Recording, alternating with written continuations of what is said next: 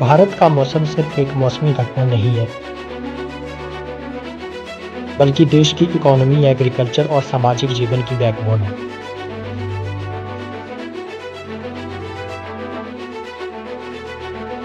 हर साल जून से सितंबर के बीच आने वाला साउथ वेस्ट मानसून इंडिया को उसके एनुअल रेनफॉल का 70% से ज्यादा हिस्सा देता है।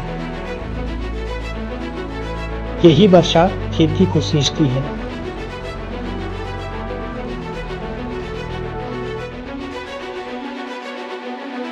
और साथ ही साल दर साल की वर्षा आपदा का रूप लेती है। नमस्कार, स्वागत है आप सभी का। आज हम बात करेंगे मानसून की, specially in the context of north India.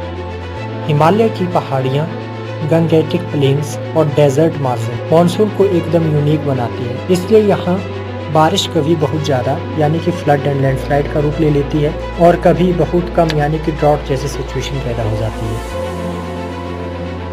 अगर हम मानसून के साइंस और नॉर्थ इंडिया के रोल को समझने की कोशिश करें तो इससे पहले हमें समझना होगा कि साउथ वेस्ट मानसून कैसे काम करता है। जब गर्मी के दिनों में इंडियन सब कॉन्टिनेंट का लैंडमास गर्म होता है तो लो प्रेशर बेल्ट बनता है। साथ ही इंडियन ओशन से नमी वाली हवाएं आती है और हिमालय के बैरियर से टकराती है। इससे भारत के अलग अलग रीजन्स में बारिश होती है। अगर हम बात करें ऑल इंडिया मानसून एवरेज की तो इंडियन मेटेरियोलॉजिकल डिपार्टमेंट का कहना है कि 1971 से 2020 के बीच में ऑल इंडिया मानसून रेनफॉल का LPA यानी कि लॉन्ग पीरियड एवरेज 87 सेंटीमीटर रहा है। मतलब नॉर्मल साल में मानसून इंडिया को लगभग 87 सेंटीमीटर रेनफॉल देता है। नॉर्थ इंडिया का मानसून पैटर्न बाकी से क्यों अलग है, आइए जानते हैं। यहाँ दो सिस्टम मिलते हैं। पहला तो मानसून ट्रफ जो बे ऑफ बंगाल और अरेबियन सी से आता है। दूसरा वेस्टर्न डिस्टर्बेंस जो समर और अर्ली मानसून के दौरान भी आ जाता है। रिजल्ट ये होता है इसका कि बारिश का डिस्ट्रीब्यूशन अनइवन हो जाता है। एक दिन में ही क्लाउड बर्स्ट तो फिर कुछ दिन में बिल्कुल ड्राई सीजन हो जाता है। हिमालय मॉइस्चर को ओरोग्राफिकली अपलिफ्ट करता है और इस वजह से बहुत शॉर्ट टाइम में ज़्यादा बारिश होती है। क्लाउड बर्स्ट और एक्सट्रीम रेनफॉल IMD के मुताबिक क्लाउड बर्स्ट का मतलब है 100 मिलीमीटर से ज़्यादा बारिश एक घंटे में होना। ये घटना सबसे ज़्यादा हिमाचल प्रदेश, उत्तराखंड, JNK और लद्दाख से की पहाड़ियों में देखी जाती है। 2023, 24 और 25 में इन्हीं क्लाउड बर्स्ट से सबसे ज़्यादा तबाही मची है।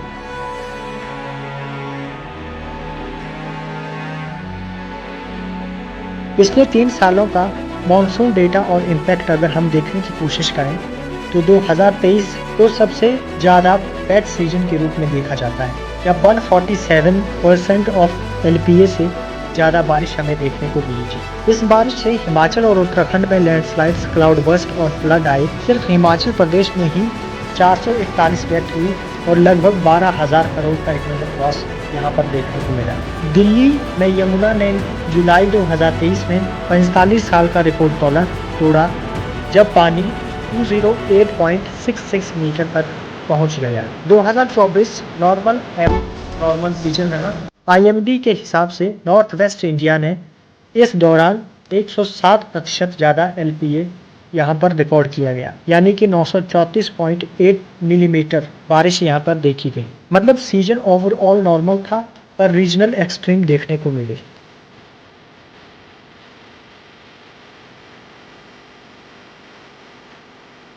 फ्लड सिग्नल्स और नदियों की बात करें हम तो उसमें पहला नाम यमुना का आता है, जो पिछले 3 सालों में यानी कि 2023, 24 और 25 में खतरे के निशान से ऊपर ही बह रही है। सितंबर 2025 में यमुना नदी का पानी 206 मीटर मार्क को टच कर गया, जिस वजह से नेशनल डिजास्टर मैनेजमेंट अथॉरिटी और दिल्ली गवर्नमेंट ने लार्ज स्केल पर इवैक्यूएशन ऑर्डर दिए।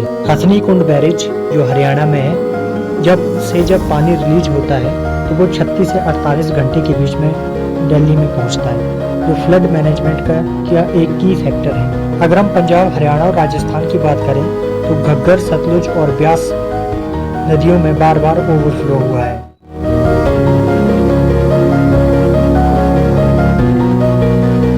पंजाब के डिस्ट्रिक्ट जैसे पटियाला, संगरूर में बार बार फ्लैश फ्लड हो रहे हैं। हिमालयन रिवर्स की बात करें हम, जैसे ब्यास, चेनाब, मंदाकिनी, अलकानंदा, पेंडार जैसी नदियों में फ्रीक्वेंटली हमें लैंडस्लाइड एंड क्लाउड बर्स्ट जैसी घटनाएं देखने को मिलती है, जिसके कारण इन नदियों का रूप भी बदल चुका है। फ्लैश फ्लड्स ने रोड्स, ब्रिजेस और घरों को भी बहुत ज़्यादा डैमेज कर दिया है।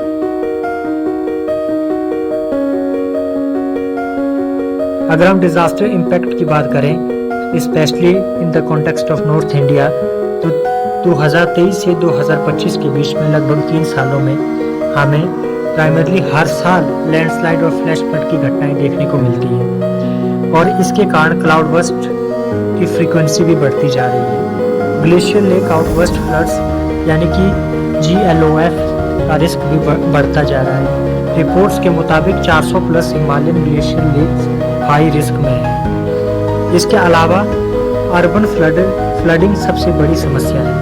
कंक्रीट सरफेस और इनक्रोच्ड फ्लड प्लेन्स वाटर एब्जॉर्प्शन को जीरो कर देते हैं। आखिर ये एक्सट्रीम घटनाएं हो क्यों रही है, इसके पीछे वजह क्या है, आइए समझते हैं इसको। सिनॉप्टिक स्टैकिंग: जब मॉनसून लोज और वेस्टर्न डिस्टर्बेंस एक साथ एक्टिवेट होते हैं तो बारिश शॉर्ट टाइम में बहुत ज़्यादा हैवी हो जाती है। इसके अलावा टोपोग्राफी की बात करें तो स्टीप स्लोप्स हमें देखने को मिलते हैं जो पानी के बहाव को और तेज कर देते हैं। अर्बनाइजेशन हो रहा है बहुत तेजी से। फ्लड प्लेन्स में कंस्ट्रक्शन और स्टॉर्म वाटर ड्रेन्स का ब्लॉक होना भी एक बड़ी घटना है। इसके अलावा क्लाइमेट चेंज इसका एक बहुत बड़ा फैक्टर रहा है। IMD के नए नॉर्म्स दिखाते हैं कि ओवरऑल एवरेज बारिश थोड़ी कम हुई है और शॉर्ट बर्स्ट ज़्यादा इंटेंस हो गए हैं। ग्लेशियर मेल्ट की बात करें तो हिमालय में ग्लेशियर लेक्स बढ़ रही हैं जो GLOF यानी कि ग्लेशियर लेक बर्स्ट की रिस्क भी बढ़ता जा रहा है। अगर हम सेक्टोरल स्टेक्स से नॉर्थ इंडिया की बात करें, जैसे एग्रीकल्चर हो गया, तो पंजाब, हरियाणा, यूपी में पैडी और कॉटन सबसे ज़्यादा इफेक्टेड हो रहे हैं। एक्सेस रेनफॉल से लॉगिंग और फंगल डिजीज बढ़ जाते हैं। इसके अलावा drought like spells sowing to delay को डिले कर देते हैं। इंफ्रास्ट्रक्चर की बात करें तो हाईवेज जैसे NH3, NH5 चार धाम रूट्स बार बार लैंडस्लाइड की वजह से ब्लॉक हो रहे हैं। अर्बन ट्रांसपोर्ट यानी कि NCR में बार बार फ्लड होता है। इसके अलावा डिजास्टर मैनेजमेंट की बात करें तो नेशनल डिजास्टर मैनेजमेंट अथॉरिटी के मुताबिक इंडिया के 12% से ज़्यादा एरिया फ्लड प्रोन एरिया में आते हैं, जिसमें नॉर्थ इंडिया का सबसे बड़ा हिस्सा आता है। फ्यूचर आउटलुक की बात करें हमें तो इंडियन मेटीरियोलॉजिकल डिपार्टमेंट ने फोरकास्ट किया है कि सितंबर में भी नॉर्थ इंडिया में फ्लड्स की सिचुएशन आगे रहेगी। इसके प्रभाव को कम करने की बात करें तो इसके लिए हमें सबसे ज़्यादा ज़रूरत है अर्ली वार्निंग सिस्टम। IMD के डिस्ट्रिक्ट लेवल अर्ली नाउकास्ट को ज़्यादा एक्सेसिबल बनाना होगा और इसके अलावा क्लाउड बर्स्ट प्रोन वैल्यूज में साइरेन सिस्टम लाना होगा। हिली एरिया में नो विंड जोन्स बनाए जाने चाहिए जो लैंडस्लाइड प्रोन स्लोप्स और ग्लेशियर लेक कॉरिडोर्स में है। JCB और रेस्क्यू टीम्स भी पोजिशन्ड होनी चाहिए। प्लेन्स और अर्बन की बात करें तो डायनामिक फ्लड प्लेन मैनेजमेंट होना चाहिए। यमुना और घाघर के आसपास इलीगल कंस्ट्रक्शन हटाना चाहिए। एग्रीकल्चर की बात करें तो शॉर्ट ड्यूरेशन पैडी वेराइटीज होनी चाहिए, डाइवर्सिफाइड क्रॉपिंग पैटर्न्स होना चाहिए और कॉन्टिजेंसी सीड बैंक होनी चाहिए। रियल टाइम रिवर गेज और लैंडस्लाइड ब्लॉक इन्फो को पब्लिक डैशबोर्ड के लिए अपडेट करना चाहिए। ओवरऑल बात करें हम तो नॉर्थ इंडिया के लिए मॉनसून एक ब्लेसिंग भी हो सकता है और एक कर्स भी हो सकता है। 2023 से 2025 तक के डेटा ने ये क्लियर कर दिया है कि बारिश ज़्यादा एक्सट्रीम और अनप्रेडिक्टेबल होती जा रही है। जब एक तरफ पंजाब, हरियाणा की खेती बारिश पर डिपेंड करती है, दूसरी तरफ हिमाचल व उत्तराखंड के पहाड़ी गांव लैंडस्लाइड्स और फ्लड से जूझ रहे हैं। आगे चलकर ज़रूरत है एक बैलेंस्ड स्ट्रेटजी की जिसमें climate adaptation, disaster risk reduction और सस्टेनेबल अर्बन रूरल प्लानिंग सब एक साथ आए, तभी मॉनसून को आपदा से आशीर्वाद बनाया जा सकता है।